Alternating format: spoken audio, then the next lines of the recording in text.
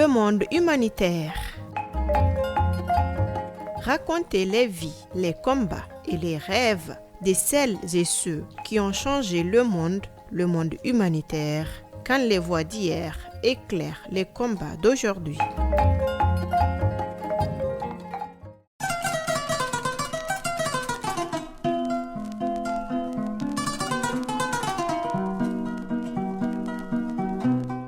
Bonjour et bienvenue sur les ondes de la radio HDFM. Je suis Jelika Silla, ravie de vous retrouver pour ce nouveau numéro de votre émission Le monde humanitaire. Ce programme nous plonge dans l'histoire de l'humanitaire, dans ses fondements, ses grandes figures et ses combats les plus marquants. Nous parlons de celles et ceux qui, par leur courage et leur vision, ont façonné un mouvement devenu universel. De Henri Dunant, père fondateur de la Croix-Rouge, à Eglantine Diop, mère des droits de l'enfant, en passant par des organisations comme Médecins sans frontières, le HCR ou encore Plan International Mali, nous retraçons leur parcours, leur engagement et leur héritage. Mais nous parlons aussi de l'humanitaire d'aujourd'hui, de son rôle face aux guerres, aux famines, aux crises climatiques et aux déplacements massifs de population. Car comprendre l'humanitaire, c'est comprendre comment chaque jour, des organisations et des hommes engagés œuvrent pour sauver des vies et défendre la dignité humaine. Le monde humanitaire, c'est donc une plongée dans un siècle et demi de solidarité internationale, mais aussi un regard lucide sur les défis du présent. Et aujourd'hui, nous allons justement nous intéresser à une organisation mondialement reconnue pour son engagement en faveur des enfants privés de soutien familial, SOS Village d'enfants.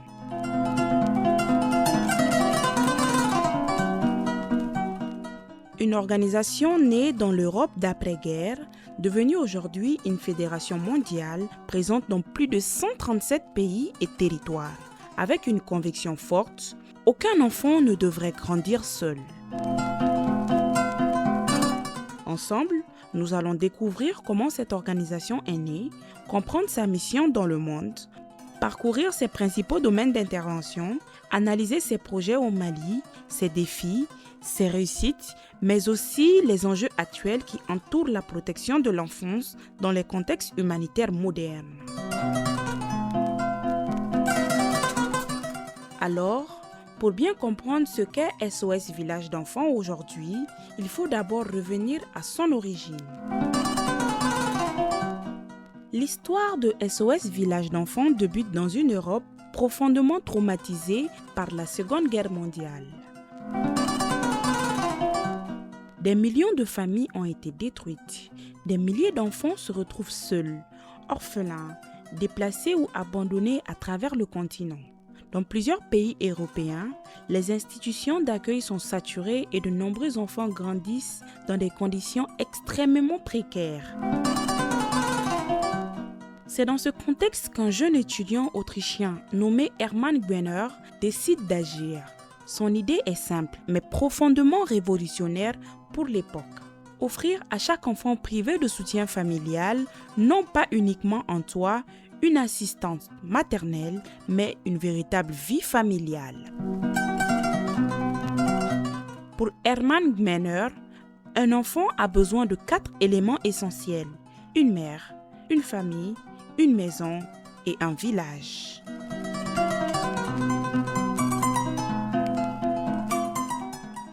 C'est cette philosophie qui va donner naissance au premier village SOS à Innsbruck, en Autriche, en 1949. Très rapidement, le modèle attire l'attention de plusieurs pays. L'organisation se développe progressivement en Europe, puis dans d'autres régions du monde. En 1963, la Fédération internationale SOS Village d'enfants est officiellement créée afin de coordonner les différentes associations nationales. Mais avec le temps, les réalités sociales changent. Les crises humanitaires deviennent plus complexes, les conflits armés, les déplacements forcés, la pauvreté, les catastrophes climatiques et les violences familiales touchent des millions d'enfants dans le monde. Face à cette évolution, SOS Village d'enfants élargit progressivement son modèle. L'organisation ne se limite plus uniquement au village d'accueil.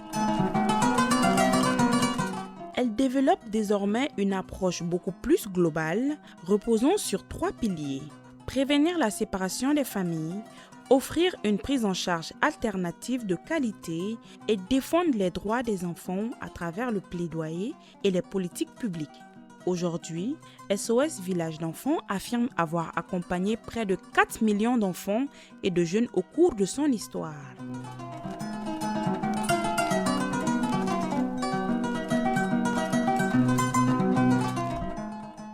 Aujourd'hui, SOS Village d'enfants est devenu l'une des plus importantes organisations internationales de protection de l'enfance. La fédération affirme être présente dans plus de 137 pays et territoires à travers le monde. En 2024, l'organisation déclare avoir touché plus de 7,7 millions de personnes grâce à ses différents programmes humanitaires et sociaux. Parmi ses bénéficiaires, plus de 4 millions de personnes ont été accompagnées à travers les programmes de renforcement familial et communautaire. Plus de 2 millions ont bénéficié d'actions humanitaires et plusieurs dizaines de milliers d'enfants et de jeunes ont été pris en charge dans différents dispositifs de protection. L'organisation fonctionne aujourd'hui comme une grande fédération mondiale, regroupant plusieurs associations nationales. Son siège international est installé à Vienne, en Autriche, tandis que le secrétariat général dispose également de bureaux à Genève, Bruxelles, New York et dans plusieurs régions du monde.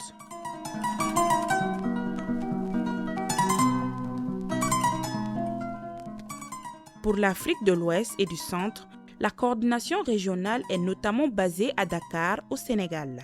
Cette structure permet à l'organisation de maintenir un ancrage local fort tout en bénéficiant d'une coordination internationale.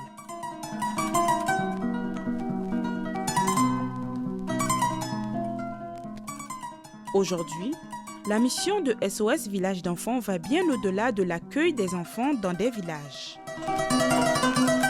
L'organisation affirme pouvoir permettre à chaque enfant de grandir dans un environnement familial protecteur, stable et bienveillant. Concrètement, SOS Village d'enfants intervient dans plusieurs domaines: la protection de l'enfant, l'éducation, la santé, le soutien psychosocial, l'accompagnement des jeunes, l'insertion professionnelle, l'autonomisation économique, l'assistance humanitaire, la santé mentale, mais aussi le plaidoyer pour le droit de l'enfant.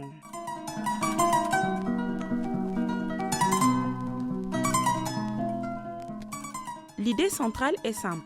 Un enfant ne peut pas se développer correctement sans stabilité affective, sécurité et perspective d'avenir. C'est pourquoi l'organisation insiste aujourd'hui énormément sur la prévention des séparations familiales. Car dans plusieurs contextes, les familles ne se séparent pas par choix, mais à cause de la pauvreté, des crises sécuritaires, des déplacements forcés ou des difficultés économiques. SOS Village d'enfants cherche donc à soutenir les familles avant même que la rupture ne survienne. Le premier domaine historique d'intervention reste la prise en charge alternative des enfants. Il s'agit d'accompagner des enfants orphelins, abandonnés ou séparés de leur famille dans un environnement familial sécurisé. Contrairement aux anciens modèles d'orphelinat collectif, le système SOS repose historiquement sur des petites unités familiales permettant aux enfants de grandir dans un cadre plus stable et plus humain.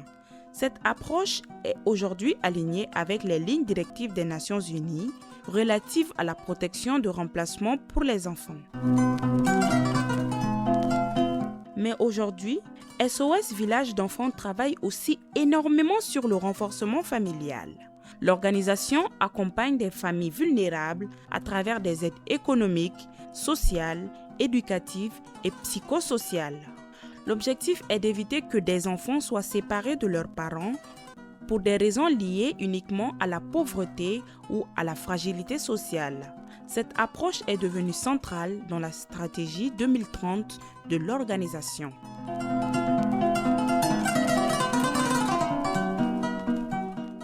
L'éducation constitue également un pilier fondamental des actions de SOS Village d'enfants.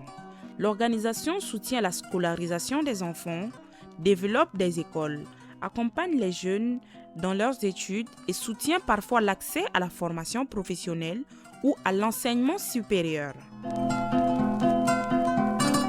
Au-delà de l'accès à l'école, SOS Village d'enfants cherche aussi à améliorer les conditions d'apprentissage et à réduire les risques d'abandon scolaire, car dans de nombreux contextes humanitaires, l'éducation devient aussi un outil de protection.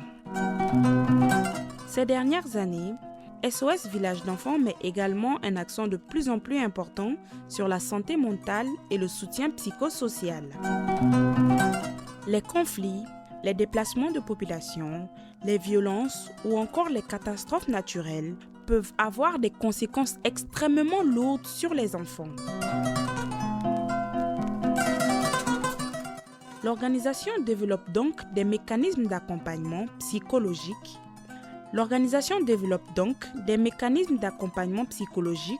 Afin d'aider les enfants à retrouver stabilité émotionnelle, confiance et sécurité. SOS Village d'enfants travaille aussi sur l'autonomisation des jeunes. L'organisation soutient des formations professionnelles, des stages, des activités génératrices de revenus, des projets entrepreneuriaux et des programmes d'employabilité. Le programme YouthCan, par exemple, vise à renforcer l'accès des jeunes au marché du travail grâce aux compétences professionnelles et numériques. Sur le plan financier, SOS Village d'enfants fait partie des grandes organisations humanitaires internationales. Les données publiques indiquent qu'en 2022 et 2023, les revenus globaux de la fédération dépassaient 1,6 milliard d'euros.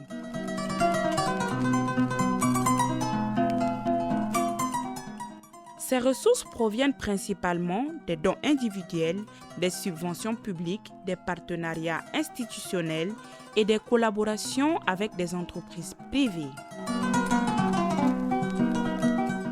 L'organisation travaille aujourd'hui avec des gouvernements, des bailleurs internationaux, des institutions multilatérales ainsi que des entreprises partenaires. Cette capacité de mobilisation financière permet à SOS Village d'enfants de maintenir des programmes de long terme dans des contextes souvent fragiles ou affectés par des crises humanitaires.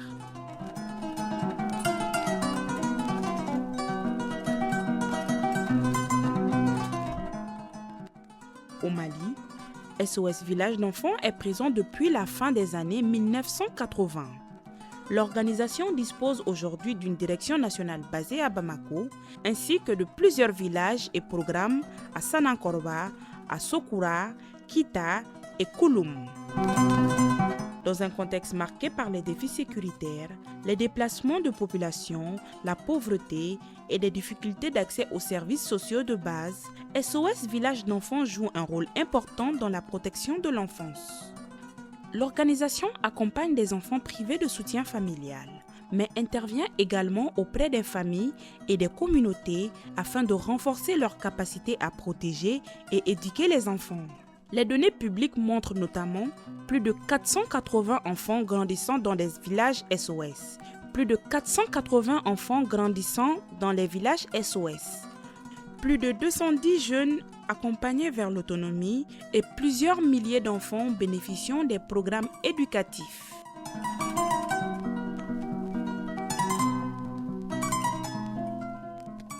Parmi les projets les plus importants actuellement au Mali, on retrouve le projet IMAGE. Ce programme vise à accompagner les jeunes vers l'insertion sociale et professionnelle à travers des formations, des stages, des bourses et des appuis à l'entrepreneuriat.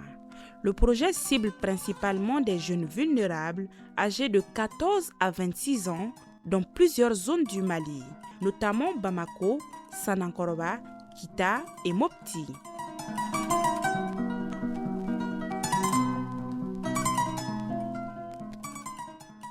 Le programme prévoit également des espaces d'orientation professionnelle, des accompagnements à la création d'activités économiques ainsi que des financements de micro-projets.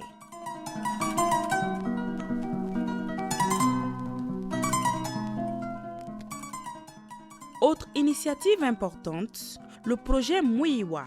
Ce programme soutient l'autonomisation économique des femmes, le leadership féminin et la cohésion sociale dans plusieurs communes du Mali.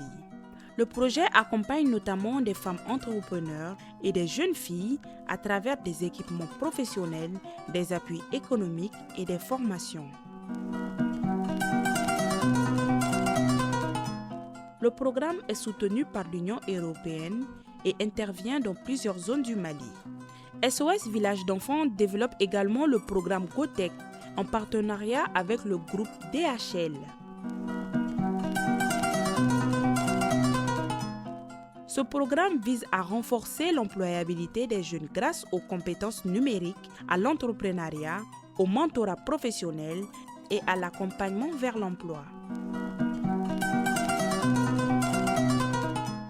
Enfin, le projet Sigida Sania intervient dans plusieurs quartiers de Bamako autour des questions d'assainissement, de gestion des déchets, d'accès à l'eau et de sensibilisation communautaire. Le projet combine infrastructures scolaires, mobilisation communautaire et amélioration des conditions de vie dans des quartiers vulnérables.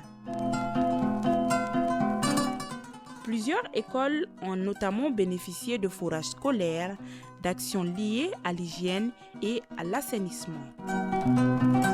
Comme beaucoup d'organisations internationales, SOS Village d'enfants fait aussi face à plusieurs défis. Mais l'organisation insiste sur la transparence, la responsabilité institutionnelle et la protection des bénéficiaires. Aujourd'hui, le travail des organisations comme SOS Village d'enfants devient plus important que jamais. Les conflits armés, les déplacements forcés, les crises climatiques, les difficultés économiques et les inégalités sociales continuent de fragiliser de millions d'enfants dans le monde. Dans plusieurs pays, les crises humanitaires augmentent les risques de séparation familiale, de travail des enfants, de violations et d'abandon scolaire. Dans ce contexte, les organisations humanitaires ne se contentent plus uniquement de réponses à l'urgence. Elles cherchent désormais à renforcer la résilience des familles, soutenir les communautés et préparer l'avenir des jeunes.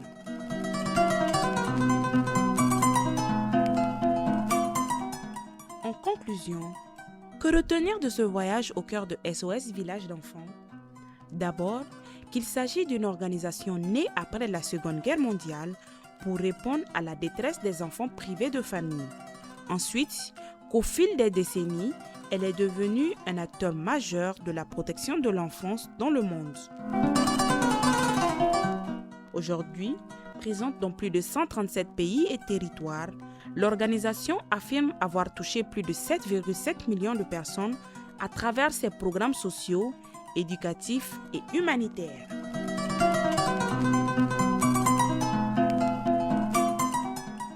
Au Mali, son action contribue chaque jour à soutenir des enfants, renforcer des familles, accompagner des jeunes et améliorer les conditions de vie de nombreuses communautés. Mais cette émission nous rappelle aussi une autre réalité. L'humanitaire moderne fait face à des défis de plus en plus complexes.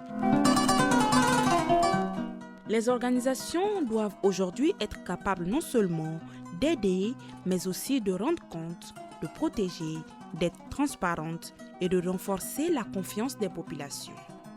Et derrière toutes ces actions, il y a toujours une même conviction. Chaque enfant mérite de grandir dans un environnement protecteur, stable et rempli d'espoir.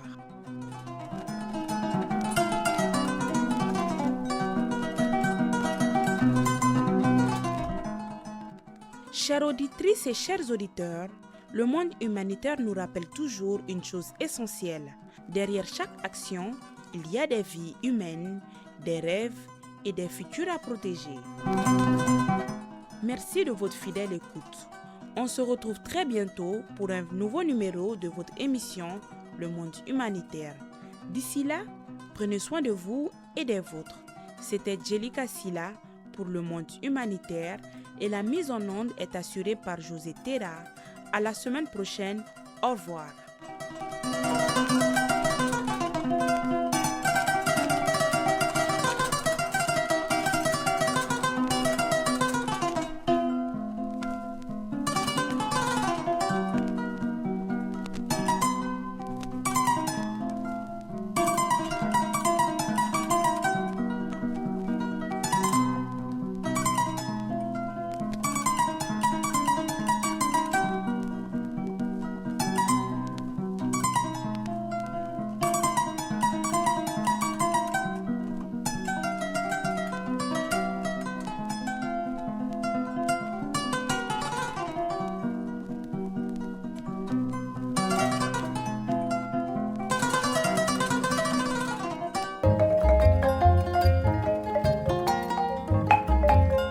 Le monde humanitaire.